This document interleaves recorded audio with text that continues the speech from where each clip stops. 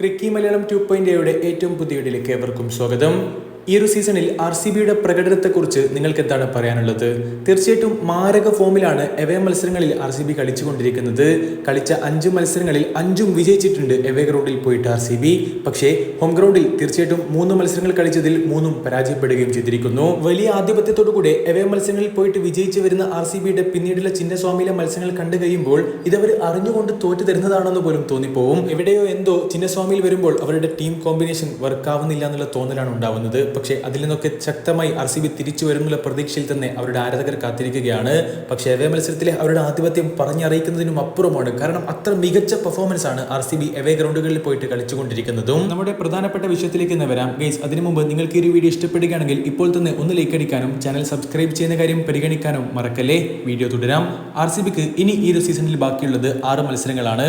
നിലവിൽ 8 മത്സരങ്ങൾ കളിച്ചു കഴിഞ്ഞ RCBക്ക് 10 പോയിന്റുകളുണ്ട്. ചുരുക്കം പറയുകയാണെങ്കിൽ ഇനി ഒരു 3 മത്സരങ്ങൾ വിജയിച്ചാൽ തന്നെ RCBക്ക് ഏതാണ്ട് പ്ലേ ഓഫ് ഉറപ്പിക്കാൻ സാധിക്കും. നിലവിലെ അവരുടെ പ്രകടനമൊക്കെ വെച്ചുകൊണ്ട് RCB തീർച്ചയായിട്ടും ഈ ഒരു സീസണിൽ പ്ലേ ഓഫ് കയറുമെന്ന് തന്നെയാണ് ആരാധകരും പ്രതീക്ഷിക്കുന്നത്. പക്ഷേ ഏറ്റവും ഇൻട്രസ്റ്റിംഗ് ആയിട്ടുള്ള കാര്യം RCBക്ക് ഇനി കളിക്കാനുള്ള 6 മത്സരങ്ങളിൽ 4 മത്സരങ്ങളും ഹോം ഗ്രൗണ്ടിലാണ് കളിക്കാനുള്ളത്. അതായത് ചിന്നസ്വാമിയിലാണ് കളിക്കാനുള്ളത്.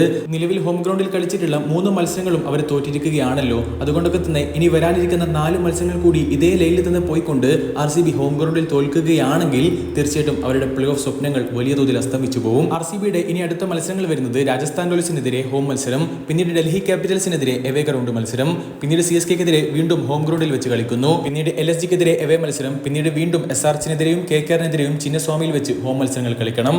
അതെ, ഇനി വരാനിരിക്കുന്ന 6 കളികളിൽ 4 എണ്ണം RCBക്ക് കളിക്കാനുള്ളത് ഹോം മത്സരങ്ങളാണ്.